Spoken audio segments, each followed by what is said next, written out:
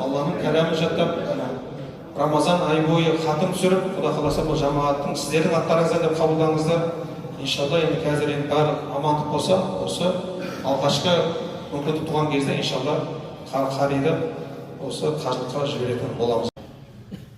Жақсы мінезбенен ақыл күші біріксе, бұлар адамгершілік қасиеттерге тоғысады.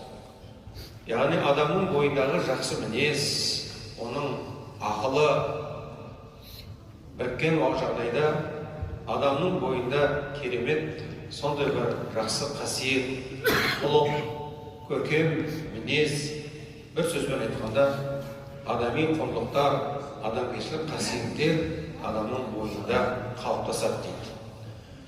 Жалпы иман, сенім бұл адам баласының бойындағы ең негізгі барлығымыздың тұтқамыз, тірегіміз. Әлгі жеміс ағаштың, тал ағаштың тамыры іспетті. Иман деген, сенім деген әрбір нәрсенің негізі, тұтқасы.